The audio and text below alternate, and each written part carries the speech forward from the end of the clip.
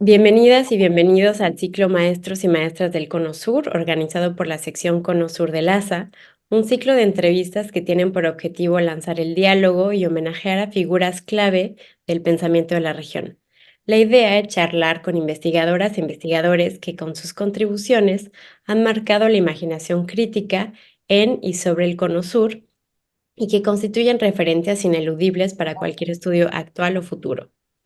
Yo soy Io Paula de la Vega, doctoranda en la Universidad de Cergy, París y en la Universidad de Granada, y en este episodio tengo el enorme gusto de estar con Mabel Moraña, figura clave para los campos de la crítica literaria y cultural en América Latina. La producción intelectual de Mabel Moraña se caracteriza no solo por su vasto alcance teórico-crítico, que entrelaza muy diversas perspectivas, sino por abarcar una variedad de temas y periodos que van desde la época colonial hasta la época actual. La historia intelectual, la violencia del género, la modernidad como paradigma cultural, la narrativa latinoamericana, el cuerpo, la migración, la circulación de las ideas en el espacio intelectual latinoamericano, la poscolonialidad, entre muchos otros.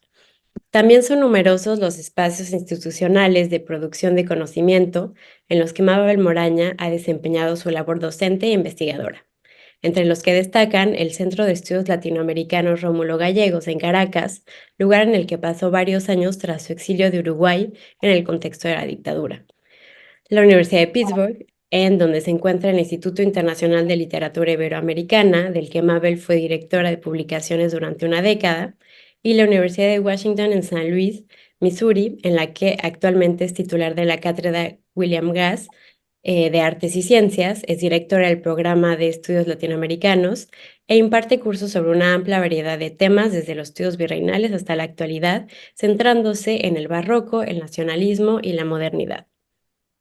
Debido a la mencionada variedad de líneas y objetos de investigación, resulta un poco injusto, pero necesario para no extenderme mucho más, mencionar solo algunos de los últimos trabajos de su autoría única. En el volumen Pensar el cuerpo, historia, materialidad y símbolo, publicado en 2021, Mabel Moraña nos ofrece una reflexión transdisciplinar sobre la construcción, la representación y las prácticas culturales de lo corporal en Occidente. El mismo año, Líneas de fuga, ciudadanía, frontera y sujeto migrante consolidó un trabajo de largo aliento sobre lo que para Moraña es, en sus palabras, una cuestión urgente, de emergencia, el tema de la migración. Más recientemente, los libros Nosotros los Bárbaros, Tres narradores mexicanos en el siglo XXI y Género y Bionecropoéticas latinoamericanas indagan en las representaciones literarias de la conciencia social de autores y autoras contemporáneas. Mabel, antes que nada, muchas gracias por estar aquí. Como ha quedado de manifiesto en esta breve presentación, tu trayectoria se ha distinguido por su carácter transdisciplinar. Así que me gustaría empezar por preguntarte sobre los inicios de tu carrera. Si no me equivoco, estudiaste primero literatura y después filosofía, pero quisiera saber qué textos, encuentros, referencias o experiencias te guiaron hacia el ejercicio intelectual de articular, más allá de separadamente literatura o filosofía, diversos campos disciplinares y perspectivas teóricas. Bueno, Paula, muchísimas gracias por la generosa presentación y por esta oportunidad de hablar contigo y con los que tengan interés en ver este video. Y gracias por tu pregunta también, que me remonta, tú sabes, a los comienzos de la carrera. Y en efecto, ya en los años previos a la dictadura formal, cuando la situación en Uruguay era ya muy difícil, yo estaba estudiando en el Instituto de Profesores literatura, siempre debatiendo, digamos, los límites entre literatura y filosofía. En esos años todavía este fluir interdisciplinario no se había producido de una manera tan clara y uno debía optar, digamos, por una u otra ruta. Y entonces yo estaba haciendo literatura, que era una carrera que me apasionaba, pero al mismo tiempo tenía un pensamiento que se escapaba siempre hacia textos teóricos y hacia la historia de la filosofía y hacia problemáticas propiamente filosóficas. Entonces, cuando terminé literatura, hice un segundo estudio, un profesorado posterior en filosofía.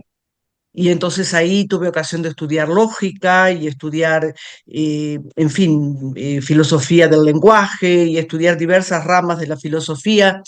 En ese momento ya se desata la dictadura y, en fin, yo salí del país hacia Venezuela unos años donde trabajé, como tú mencionabas, en el Centro de Estudios Rómulo Gallegos como investigadora, pero era una investigadora todavía muy joven y estaba haciendo mi maestría en Caracas en filosofía. Eh, entonces ahí empezaron a fluir y a converger las dos carreras, ¿verdad? Las dos orientaciones. Y realmente yo ya no notaba en qué campo estaba cuando, tú sabes, formulaba preguntas a determinados textos o a determinadas problemáticas. Era muy fácil allí trasvasar los límites de una disciplina para llegar a otra y era imprescindible para las preguntas que se presentaban en esa época hacer eso porque no había ningún campo así delimitado tradicionalmente que pudiera responder preguntas sobre dictaduras transnacionalizadas, sobre situaciones ya de violencia generalizada, ya eran temas que excedían los parámetros tradicionales de estudio a nivel nacional o a nivel disciplinario. Yo ahí trabajé con gente de mucha talla, como Nelson Osorio, como Hugo Achugar, como, en fin, había ahí investigadores de todas las disciplinas en ese centro y eso fue tremendamente formativo para mí. Eh, entonces, ellos también estaban en una línea así que ya superaba los límites disciplinarios y esa fue de alguna manera el comienzo de lo que continuó, ya las temáticas que nos proponíamos investigar y el tipo de respuestas que buscábamos, que tenían que ver con lo ideológico, pero también era la época del postestructuralismo, o sea, había allí, digamos, campos disciplinariamente inciertos, pero muy desafiantes para el pensamiento teórico. Entonces, a partir de ahí fue que la confluencia entre las dos carreras comenzó a darse de una manera sistemática y bueno, aquí nos encontramos ahora. Ujú.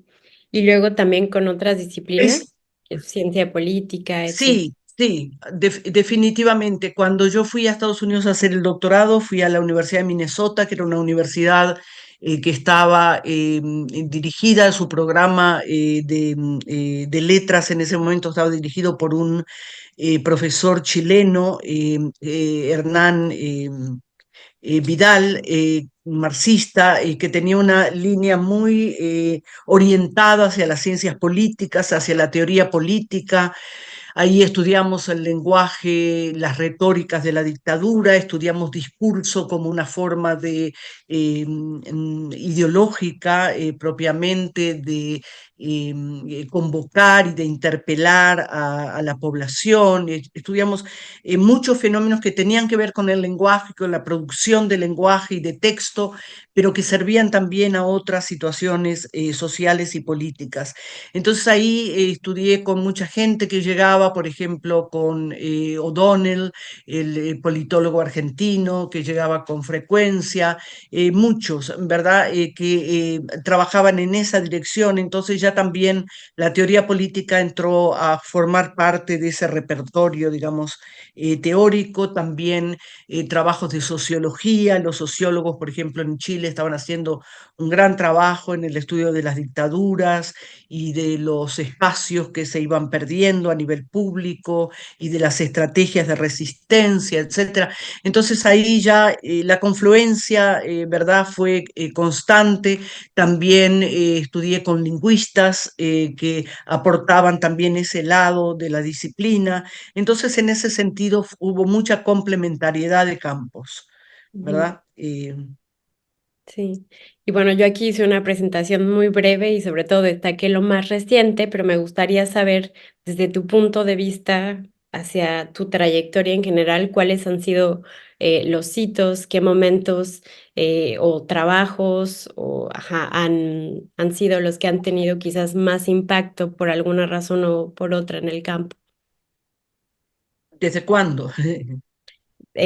todo, en toda tu trayectoria. Mira, al comienzo, cuando yo salí de Uruguay, estuve expuesta a muchas teorías y mucha bibliografía y muchos debates que no llegaban, sobre todo en ese momento tan problemático, al Uruguay. Entonces, una cosa muy impresionante para mí, muy iluminadora, fue el contacto directo y el estudio de los textos marxistas, por ejemplo, la consustanciación con la teoría de Gramsci, de Althusser, ¿verdad? Todo ese tipo, y luego también el estudio y la crítica al formalismo, al postestructuralismo, em, y no se trataba necesariamente de opciones, se trataba de ir integrando lo que de cada movimiento servía al tipo de preguntas que nos estábamos haciendo, ¿verdad? Entonces eso fue muy importante y también me condujo, digamos, a un diálogo con otros investigadores y teóricos latinoamericanos como Roberto Fernández Retamar en aquella época. Era la época de producción de los escritos de Ángel Rama, que también estaba exiliado en Venezuela. Entonces era una época tremendamente rica, ¿verdad? Y yo todavía en Venezuela ya conocí mucha gente como Jim Franco, como Antonio Cornejo Polar, mucha gente pasaba por el centro de investigaciones, entonces yo me fui empapando de una enorme cantidad de corrientes y evidentemente lo que me interesaba más era el materialismo histórico, el marxismo propiamente tal y todas las derivaciones que fuimos viendo después, las diferencias entre teoría y praxis, en fin, una cantidad de problemáticas que se asociaban, digamos, a esas teorías, sin descartar, como te digo, el estudio que estábamos haciendo de postestructuralismo, de teorías de la recepción, etcétera, etcétera. ¿Verdad? Entonces eso era un caldo de cultivo realmente para una enorme cantidad de corrientes que me impresionaron mucho, mucho. Después, ya cuando pasé a hacer el doctorado en los Estados Unidos, ya ahí estuve expuesta a mucha más teoría de origen anglosajón, que llegaba menos a América Latina. Quedé muy impresionada con, digamos, el nivel teórico de ciertas orientaciones. Trabajamos mucho con Jameson, en fin, con los grandes teóricos norteamericanos, pero también la escuela de Birmingham. Después aparecieron estudios culturales, esa fue otra vuelta de tuerca muy importante que nos alejó un poco de las letras como estudio de textos propiamente tal, para llevarnos a una mirada un poco más distante y más comprensiva de la producción cultural en general. Entonces, en lugar tanto de estudiar la textualidad literaria, estudiábamos texturas culturales. ¿Comprendes? Entonces fueron cambios de énfasis que se fueron produciendo en la época y que yo fui absorbiendo como muchos de mis compañeros y colegas, ¿verdad? Y aplicando entonces a distintos campos. Podríamos decir que en mi caso no es que haya habido, como en el caso de otros investigadores, un campo fijo y un cambio de preguntas dentro de ese campo, sino que yo a las mismas preguntas las fui, digamos, aplicando a periodos desde la colonia hasta la posmodernidad, ¿verdad? Entonces parecería que hay una constante cambio de periodos, que lo hay, y de campos de estudio, pero en el fondo existen más o menos las mismas preguntas, la misma necesidad de investigar y de inquirir acerca de ciertos temas, Ujú. ¿verdad? Entonces eso sería lo que hay de diversidad, de variación y lo que hay de Y con- denominador común. Ujú, claro. Y bueno, para avanzar un poquito en el tiempo, de 1996 al 2008 fuiste directora de publicaciones del Instituto Internacional de Literatura Iberoamericana de la Universidad de Así Pittsburgh, es. que es el instituto a cargo de las publicaciones de 4 números anuales de la revista Iberoamericana y de 5 series de libros. Entonces me gustaría que nos hablaras sobre esa labor editorial y especialmente sobre las 3 colecciones que tú creaste. ¿Cómo definirías, por ejemplo, tú la política editorial que impulsaste durante esos años? Mira, qué pregunta interesante que no siempre me hacen, es que estás muy bien informada de los distintos pasos de mi carrera, pero sí, cuando estuve en Pittsburgh en esos años coincidió que fui directora del departamento y era un departamento muy denso, muy complejo, ¿verdad? Y al mismo tiempo fui directora de publicaciones del Instituto Internacional, que sí llevaba a cabo, como todavía hace, congresos anuales internacionales que teníamos que organizar, la revista que salía 4 veces por año, revista iberoamericana, y luego había 2 o 3 series de libros que yo amplié a 5 para dar cabida a otras cuestiones. Por ejemplo, eh, creé la serie Críticas, donde publicamos volúmenes dedicados a Ángel Rama, a Mariátegui, en fin, a escritores y críticos brasileños. En fin, hicimos una gran cantidad de volúmenes en cuanto a eso, y eso fue muy importante para ampliar y para consolidar el canon de la crítica, podríamos decir. También, en fin, hay varias publicaciones, eso movió mucho el ambiente, un bastante tradicional del instituto, y era época ya entonces de la entrada de estudios culturales en la Academia Norteamericana, y la verdad que yo usé esa plataforma de Revista Iberoamericana para impulsar esa confluencia de estudios literarios y culturales, invitando a mucha gente del campo de la antropología, de las ciencias políticas, del pensamiento filosófico, etcétera, en América Latina y en Estados Unidos y en Europa, a publicar en la revista y hacer cuestiones y congresos conjuntos. Y mucha de esa gente, como estaba trabajando prácticamente en otro campo, nunca se hubiera acercado al instituto, probablemente de otro modo, pero así se creó una confluencia muy importante. Yo desarrollé ahí unos cuantos congresos internacionales que fueron realmente impresionantes por la cantidad de gente que pude convocar, la colaboración de mis colegas y, en fin, se crearon verdaderas plataformas de discusión teórica, ideológica, etcétera, con gente muy, muy importante, ¿verdad? Tulio Halperin-Donghi, digamos, Beatriz Sarlo, Nelly Richard, antropólogos internacionalmente conocidos, politólogos, en fin, eso eran lugares en los que la gente, algunos de ellos se encontraban en esos espacios por primera vez y sin embargo habían estado convergiendo teóricamente durante tanto tiempo. Entonces esas fueron plataformas muy importantes que después yo llevaba a la revista como libros o como números especiales.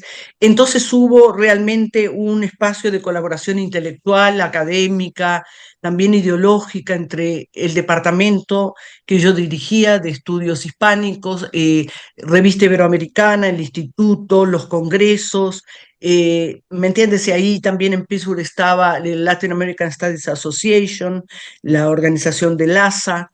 Entonces ahí había una enorme cantidad de recursos para el desarrollo del pensamiento crítico y teórico, y eso fue para mí, sin duda alguna, la mejor época de mi carrera. Ujú. Okey. Y bueno, volviendo a como decías, que hay una continuidad en tus trabajos, creo que una de las interrogaciones constantes a lo largo de toda tu trayectoria ha sido sobre la función del intelectual. Entonces, quería preguntarte, ¿cuál consideras que es el rol de la figura del intelectual en América Latina, en la coyuntura social y política actual? Eso por un lado, pero por otro lado, ¿qué balance harías de la situación y de los posibles horizontes de los estudios latinoamericanos? Mira, la cuestión del intelectual sí fue una de las cuestiones y continúa siendo una de las grandes líneas de reflexión, no solamente mía. Yo creo que es algo que debe ocupar y de hecho ocupa la preocupación intelectual de muchos colegas, investigadores, etcétera, porque es fundamental, no solamente para América Latina, sino en el mundo actual, el modo en que puedan encontrar los pensamientos locales para expresarse y para pasar fronteras y para darse a conocer en el mundo global. De manera que si esto tenía sentido en la plena modernidad, digamos en los años 60 hasta los 70, etcétera, tenía una definición. Eso evidentemente ha cambiado con la globalización y la pregunta continúa replanteándose en esos y otros términos. Con un colega antropólogo, Brett Gustafson, hicimos un congreso juntos en Washington University y después publicamos un libro que se llama Rethinking Intellectuals in Latin America, repensando la función intelectual en América Latina. Y ahí invitamos incluso indígenas que hacen trabajo intelectual en sus comunidades, diversos perfiles intelectuales para establecer un diálogo muy interesante.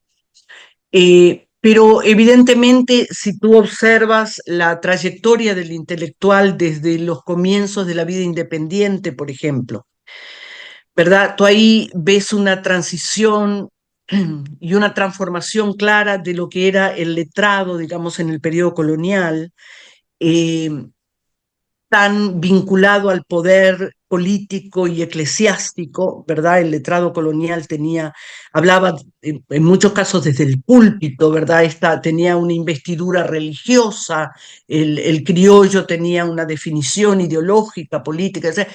Eh, ¿Cómo cambia eso? Bueno, esa función de alguna manera se independiza en la época a partir de las independencias, se hace más autónoma, pero de alguna manera continúa en gran medida representando al poder en algunos casos, y en otros casos continúa con una función que podríamos llamar mesiánica, ¿verdad? Como de ir en una vanguardia, indicando desde una posición iluminada por el conocimiento, cuál es la ruta a seguir, etcétera. O sea que ahí tú ves una de las funciones del intelectual público, que es una figura muy importante, digamos, en el mundo occidental en general, en el mundo francés, por cierto, en muchos contextos, pero también en América Latina, esta función del intelectual público, no restringido al aula o a la universidad, sino que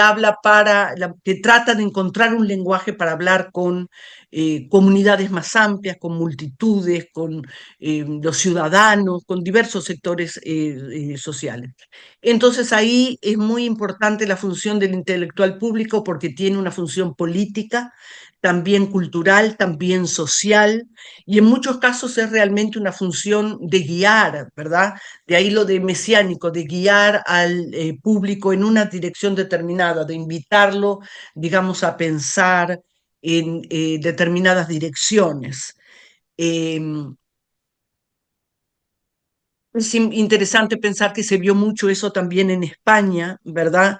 Mesoneros romanos, en fin, una serie de autores que a través de crónicas urbanas también ejercían una función de una crítica de costumbres que servía para reflexionar sobre qué estaba pasando en la sociedad, etcétera. Bien, entonces todo eso acompaña, digamos, las luchas de independencia, una función, incluso si tú ves los discursos de los libertadores, Bolívar, etcétera, hablan como intelectuales, buscando, sin embargo, un lenguaje que les permita acercarse a la masa, ¿verdad? O a un público más heterogéneo.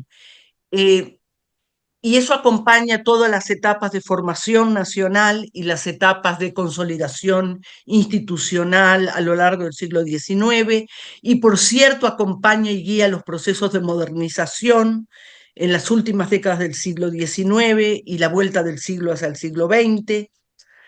Ahí se produce un corte muy importante en el modernismo y hay que leer dos libros fundamentales allí, el de Rama y el de François Perus, sobre modernismo, que analizan cómo cambia la función intelectual, cómo se profesionaliza, cómo se lanza, digamos, hacia un mundo cosmopolita. El intelectual latino modernista prácticamente están escribiendo sobre eso, pero ven la vuelta del siglo como un proceso de profesionalización intelectual que acompaña el asentamiento de la hegemonía norteamericana a nivel internacional. Después de la Primera Guerra Mundial, Estados Unidos queda como el centro del mundo occidental y América Latina como su como lo llaman todavía hoy, su patio de atrás, Ujú. ¿verdad? Entonces esa es el modernismo es importante por esa cuestión. En las vanguardias, si tú lees a Vallejo, a Huidobro, ¿verdad? Vas a ver que hay otra idea de cómo se escribe la poesía, de para qué se escribe, de cómo se usa el lenguaje ya quebrado por el surrealismo, ¿verdad? Pensar también en la pintura de Picasso, etcétera. Hay ahí un llamado de atención sobre la descomposición de una imagen social y la construcción de una especie de collage de lo social que se está rearmando después de la Primera Guerra y, por cierto, después de la Segunda. Entonces ahí la función intelectual cambia también, ya no hay un mensaje sólido para comunicar al público, lo que hay es una serie de alertas, una serie de llamados, una serie de procesos de sensibilización, unos procesos también de creación de conciencia social. Todo eso lo hace el intelectual, ya sea de exposiciones creativas, novelas, el tungsteno, qué sé yo, y poesía, o desde el ensayo del discurso político, etcétera. Eh, y evidentemente todo eso se va sustentando, consolida, digamos, en la segunda mitad del siglo XX, pero se empieza a romper ya en las primeras décadas del nuevo siglo, evidentemente. Es muy interesante ver todo ese proceso que va de Rodó, por ejemplo, en 1900 publica el Ariel, ¿verdad? Y cómo esa visión y esa imagen de intelectual se va resquebrajando a lo largo del siglo XX, y analizar, por ejemplo, las figuras de Rodó con la de Mariátegui en América Latina son contrastes que hay que tratar de entender y de procesar para entender el desarrollo intelectual. Eh, y bueno, nos vamos acercando a este proceso de descomposición que estamos viviendo ahora, donde si tú te fijas, la función del intelectual público está bastante deteriorada, bastante atacada desde distintos puntos. Hay figuras que se mantienen, al menos por algunos plazos, en esa posición, pero ya los juegos de poder son más complejos debido sobre todo a la incidencia de las tecnologías, a la incidencia de las redes sociales, a los cambios que se han producido en una educación que en todas partes se va empresarizando, va cediendo a las leyes del mercado, ¿verdad? Se venden programas educativos como se pueden vender zapatos, ¿verdad? Y hay competencia entre instituciones y se va perdiendo un poco ese sesgo humanístico que solía tener la educación y se va asumiendo un pragmatismo bastante errático, que trata de seguir las leyes del mercado y que tiene a mucha gente desorientada en cuanto a la función de la cultura y a cuánto debemos utilizar la educación para hacer dinero o para buscar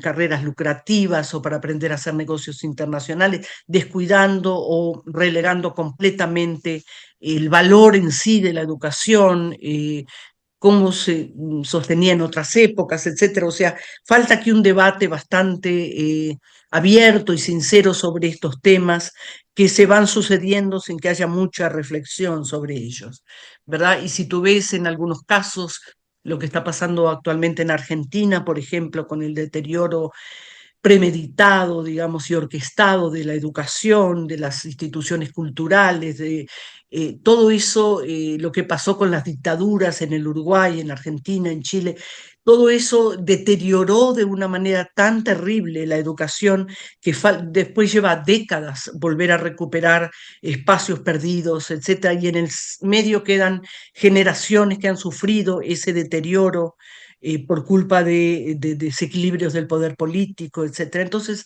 aquí hay una gran problemática y la función del intelectual se va reduciendo porque, entre otras cosas, si te pones a pensar, no hay muchos organismos de prensa abiertos como solía haber para la función intelectual. Pienso, por ejemplo, en mi país en el semanario Marcha, que era, digamos, un organismo abierto desde donde se ejerció y se enseñó la crítica cultural y social. ese tipo de empresas culturales van desapareciendo, los periódicos están todos politizados, las revistas culturales no se sostienen, no hay presupuestos, no hay interés de nadie en sostener ese tipo de empresas culturales, duran unos pocos números y se acaban. Entonces, revistas como, por ejemplo, Punto de Vista, Marcha, incluso la revista de crítica cultural de Nelly Richard en Chile, ese tipo de proyectos van desapareciendo, van perdiendo, no necesariamente público, pero van perdiendo la posibilidad de hablarle a ese público, la posibilidad de capturar su atención y de emitir un discurso libre, independiente y aunque sea crítico del poder dominante. Entonces, esa es una pérdida terrible, ¿verdad? Esa es una pérdida que daña el proceso mismo del pensamiento y el sentido mismo de la democracia, a mi criterio, ¿verdad? Entonces ahí la función del intelectual, a mi criterio, siempre es constantemente la posición de la crítica. Ujú. ¿Verdad? El intelectual no puede estar vendido al poder ni al status quo, tiene que tener un ojo, no te quiero decir que se oponga a todo por profesión, te quiero decir que debe tener un ojo vigilante con respecto a las imperfecciones del sistema, aunque sea un sistema con el cual él comulga o ella comulga, eh, para ejercer lo que él sabe y debe hacer, que es la crítica, cómo puede mejorarse esto, a quién perjudica, cuál es el precio, el costo social que se está pagando, etcétera. Entonces yo creo que no hay función intelectual sin definición política. Para empezar, esa es una convicción que me acompaña desde el comienzo, ¿verdad? No hay objetividad ni debe haberla, ¿verdad? En la crítica. Creo que cada persona debe elegir qué lado de la situación social va a favorecer o va a apoyar o va a luchar en su favor, etcétera. Y creo que eso se debe notar necesariamente en su trabajo. Eh, es mi opinión, Mm. ¿verdad? No creo en la necesidad ni en la posibilidad siquiera de fingir una objetividad en la crítica. Me parece que son dos elementos que están en contradicción. La crítica debe estar del lado que cree que debe estar, ¿verdad? Y defender con sus argumentos ciertas posiciones, ojalá en favor de la igualdad, ojalá en favor de la libertad, de la democracia, lo que sea, eh, pero abriéndose al debate. Y eso está faltando mucho en el mundo actual, un debate abierto, franco, concreto, donde la gente pueda efectivamente decir que está en absoluto y total desacuerdo, ¿verdad? No decir como se dice en algunos contextos, estamos de acuerdo en nuestro desacuerdo. ¿Verdad? No, sino, bueno, vamos a discutirlo, yo vengo de una generación muy apasionada, ¿verdad? Por cuestiones políticas, intelectuales, etcétera, y creo en la necesidad de exponer argumentos, de confrontarlos, de no necesariamente hacer personal esa discusión, pero sí poner sobre la mesa una serie de cuestiones que de otra manera no salen a la luz, y lo que no sale a luz de alguna manera queda en la sombra y molesta el pensamiento. Entonces, esa es un poco la constante que yo he seguido en distintos trabajos, y aunque estuviera estudiando, qué sé yo, Sor Juana en el siglo XVII o autores del siglo XXI, las preocupaciones siempre han sido esas, siempre han sido en ese sentido que te estoy mencionando. Ujú, claro. Y bueno, la otra parte de la pregunta era, ¿qué balancearías sobre los estudios latinoamericanos hoy en día? Mira, es una pregunta difícil porque eh, realmente depende de dónde los estés enfocando, ¿verdad? Los estudios latinoamericanos, así mencionados, parecen un campo transnacionalizado y lo son, ¿verdad? Pero no se pueden sacar conclusiones porque el modo en que van, por ejemplo, los estudios latinoamericanos en América Latina es diferente al modo en que van en los Estados Unidos y completamente diferente al modo en que van en Europa. Y luego hay otros contextos, también en el Asia hay estudios latinoamericanos, en Australia, en fin. Entonces hay que un poco matizar esa cuestión. En general yo te diría que no están bien Ujú, para buscar una respuesta abarcadora. Eh, yo creo que hay una gran desorientación hoy en día sobre los grandes planos en los que no en los que se mueve, sino en los que se podría mover la política. Y al faltar esa plataforma en la cual estar parado y desde la cual observar el panorama, resulta difícil proyectar un campo tan politizado como es el de los estudios latinoamericanos. Eh, ¿Qué te voy a decir? Hay grandes desacuerdos en cuanto a cuál es el tipo de teoría que se debe contemplar, cuál es el tipo de crítica que todavía podemos hacer. Hay gente que está haciendo, por ejemplo, crítica literaria como si nada hubiera pasado en las últimas décadas, ¿verdad? Con el mismo rigor y también con la misma posición aséptica que hubiera tenido en los años, en décadas anteriores. Hay gente que ha, estoy buscando de la palabra, se me ha olvidado la palabra, em, trivializado la función de la crítica y de la teoría literaria hasta el punto que hay cantidad enorme de estudios críticos literarios que son puramente glosa de lo que los textos dicen, te lo cuentan de otra manera, todo crítico se siente un poco escritor y imita a veces el lenguaje del escritor que está analizando. Hay, en fin, una serie de movidas en el campo que demuestran desorientación. Han aparecido una gran cantidad de campos, ¿verdad?, en los que se estudia, qué sé yo, desde, ¿qué te digo?, desde la gastronomía hasta, qué sé yo, hasta la aparición de distintas cosas en los textos literarios, en fin, entonces, no es que cada campo no tenga su valor y no esté hablando a su modo, con su propio lenguaje de la cultura en general, pero a veces son como líneas de fuga, para usar el título de uno de mis libros, como escapes hacia el borde del camino que realmente están pasando el tiempo, ¿verdad? Mucha crítica está, digamos, pasándolo bien en un campo más o menos aséptico, desde el cual se pueden decir algunas cosas, pero no necesariamente más. Y mucha gente no puede decir más porque tampoco tiene demasiado claro cuáles son las alternativas y las disyuntivas del momento al que nos enfrentamos. Estamos muy reclamados por las fuerzas de la globalización y al mismo tiempo nos damos clara cuenta de que la cuestión local tiene que ser atendida y tiene que ser entendida y tiene que ser representada, y para eso hay que encontrar un nuevo lenguaje.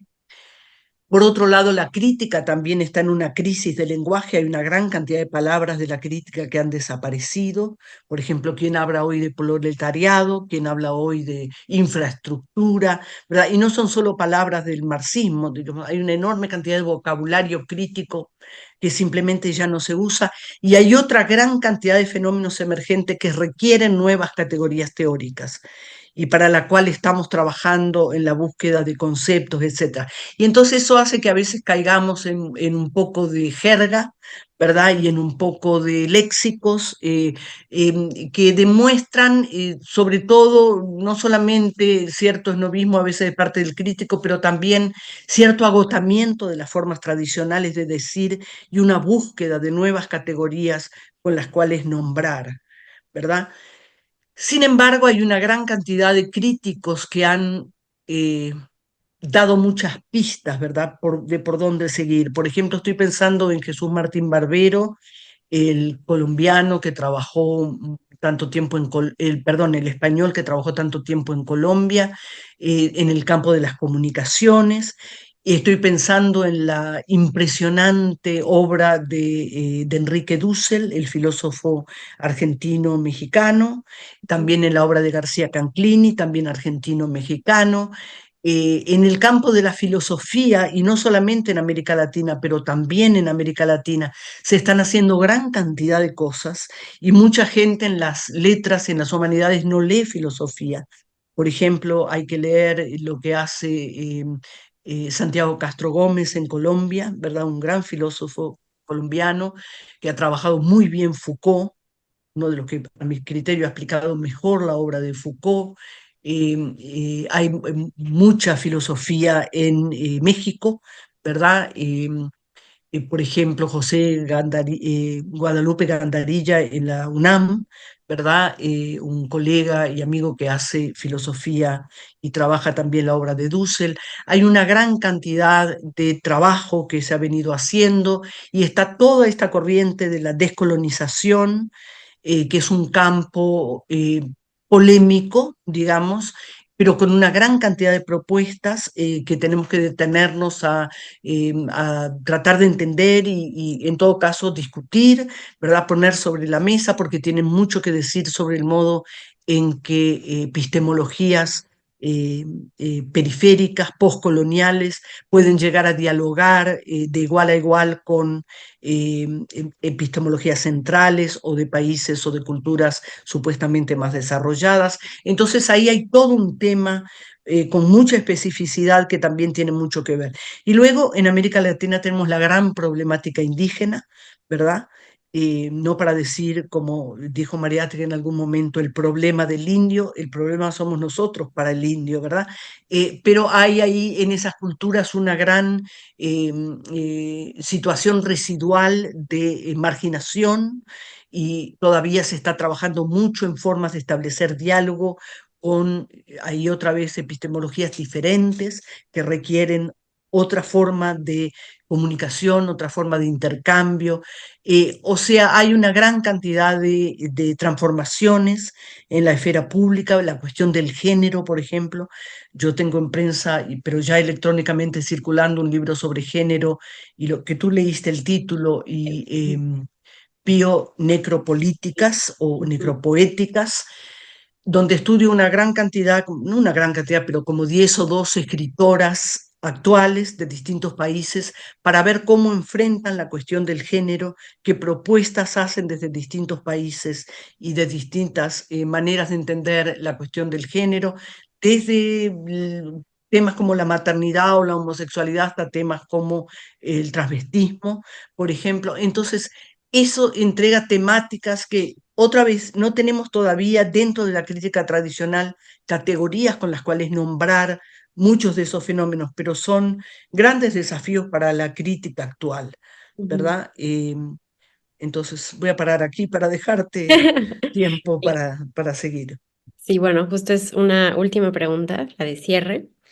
Bueno, en tus trabajos acerca de la migración pones en evidencia todo lo que son los dispositivos justamente bio y necropolíticos de las políticas migratorias e interrogas las dimensiones de la noción de frontera.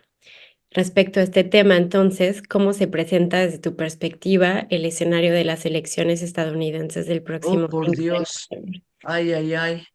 Mira, si tuviera la bola de cristal, probablemente tendría un cargo en otro organismo internacional a esta altura, pero te contestaría con gusto. Pero en este momento, tú sabes, es un momento de gran debate. Ujú, Yo estoy en España, como sabes, ahora mismo, pero me mantienen informada del curso que van tomando la campaña electoral, donde el Partido Republicano aparentemente está diciendo que si pierde las elecciones es porque los demócratas han manipulado el tiempo para crear temporales en los estados eh, ujú, demócratas y afectar el voto, o en los estados republicanos para afectar el voto. En fin, hay una enorme eh, manipulación de la opinión pública, etcétera. Las estadísticas dan como posibilidad el triunfo de Trump. Eh, yo creo que será una época en que a lo mejor empezamos a ver más emigraciones que inmigraciones. Si eso pasa, porque mucha gente va a encontrar muy difícil soportar ese régimen. Ya una vez fue muy malo y esta vez sin las más mínimas dudas sería peor. Eh, no se puede saber, pero para volver al tema de la migración, es uno de los grandes puntos que ha sido tocado por los candidatos. Trump ha adelantado, digamos, que va a construir una cantidad de campos de deportación eh, de características nunca vistas en la historia. a pesar de que las guerras sí vieron campos de concentración, de los cuales más valdría no tener la memoria que se tiene, pero en fin, es una amenaza concreta. Los candidatos republicanos han insistido en ese hecho. Mira, la emigración es como el problema ecológico, uno de esos pocos que podríamos jurar que no se va a ir en el siglo XXI, que nos va a acompañar hasta donde lleguemos, porque está más en peligro el destino de la especie humana a esta altura que la suerte de los contingentes migratorios. Esos se saben que no tienen más que seguir porque no tienen cómo quedarse en los países de origen, ¿verdad? Nadie abandona en una lancha de goma por el Mediterráneo una tierra en la que podría quedarse con su familia, ¿verdad? Estos son casos desesperados, son acciones que cualquiera de nosotros llevaría a cabo si tuviera que salvar a su familia de situaciones similares. Cuando doy esta conferencia en Europa, siempre les recuerdo que después de la Segunda Guerra Mundial salieron de Europa más de 60 millones de emigrados que fueron absorbidos por muchísimos países del mundo occidental, también algunos de otras partes del mundo, pero sobre todo en América Latina, en Estados Unidos, etcétera, y que todo esto parte, digamos, de las empresas colonialistas en otras épocas que tomaron colonias, que las conquistaron, que las expoliaron, que sacaron sus recursos, situación que continúa en el día de hoy con otras apariencias y dejando a todas esas poblaciones que después llamaron tercer mundo realmente en un estado de precariedad desesperante.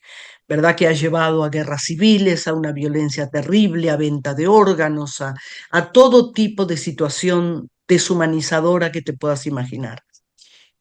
A eso se suman hoy en día problemas ecológicos, gran cantidad, muchos millones de personas están hoy en día abandonando sus tierras natales o de residencia eh, por situaciones desesperantes, sequías, tremendas inundaciones, huracanes, desprendimientos de tierra, etcétera. Y este es el comienzo de un drama ecológico que está comenzando y que todavía políticos como Trump siguen negando, ¿verdad?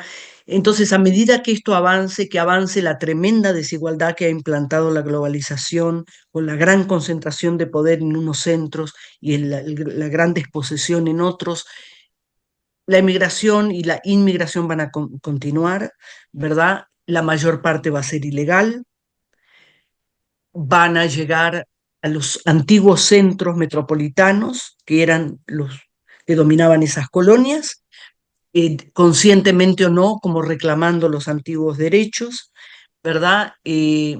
Algo hay que hacer. Estamos hablando, Paula, de arriba de 280 millones de personas. De esto es de lo que estamos hablando cuando hablamos de migración. Estamos hablando de 280 plus millones de personas. A ver, esto es un 3,6 de lo que se estima que es la población actual del mundo. Esto va a aumentar. Esto está siendo agravado por los desplazamientos internos, que son desplazamientos de personas, pero dentro del mismo país, como pasa en Colombia, que se abandonan las zonas problemáticas de violencia o de narcotráfico, de paramilitares, lo que sea, y se trasladan a otras zonas. Todo eso crea desbalances poblacionales, territoriales, de recursos, ¿verdad? Explotan los recursos de los hospitales, de la educación, ¿verdad? Todo llega a una situación de crisis. ¿Qué se va a hacer? ¿Verdad? Esos son seres humanos, no pueden ser rechazados. Y como me preguntan en Europa, ¿pero eso va a hacer sufrir a la ciudadanía? Y mi respuesta es sí, definitivamente. ¿Cómo podría ser de otra manera? ¿Verdad? Y eso va a pasar y va a haber que gestionar esas situaciones de emergencia como se pueda, de la manera más justa posible. No es justo para los ciudadanos que sus derechos se vean limitados, tampoco es justo para los que están muriendo de hambre o en inundaciones ver morir a su familia. Entonces ahí hay que encontrarnos en el medio de una situación que no tiene otra forma de resolverse, sino redistribuyendo la población en distintos territorios a nivel global, ¿verdad? Entonces eso es la gran problemática. Yo no entrego, evidentemente, en mi libro que tiene 800 páginas, y sin embargo no se puede llegar ahí a ninguna eh, Solución. conclusión más que debe crearse conciencia social en la gente de la necesidad de enfrentar este problema. La Comunidad Europea lo está haciendo, Australia se está haciendo en otros contextos, en Italia, en muchos sitios, pero todavía no hay acuerdo porque evidentemente cualquier solución toca los intereses de los que están más establecidos y nadie quiere, digamos, perjudicar sus intereses, pero esto es una crisis mundial que cuando yo doy los números la gente queda demudada, porque la verdad, honestamente, mucha gente no se plantea que lo que ve por la calle es parte de un contingente mundial de 280 millones flotando en el mundo, ¿verdad? Entonces esa es un poco la situación eh, que el libro trata y que fue evidentemente un tema de emergencia al que no solo yo, sino muchos deberían dedicarse. Bueno, Mabel, no me queda más que agradecerte Muchas gracias, la Paula. Ha sido atención una gran de mi oportunidad. parte. Me ha encantado y bueno, estoy segura que va a ser muy, bueno, nos deja con mucho que reflexionar a mí y a todas las personas que quieran escucharlo y se queda como archivo. Entonces, Te lo muchísimas agradezco gracias. muchísimo. Muchas gracias. Gracias a todos por escuchar y a los que hicieron posible esta grabación. Muchas gracias.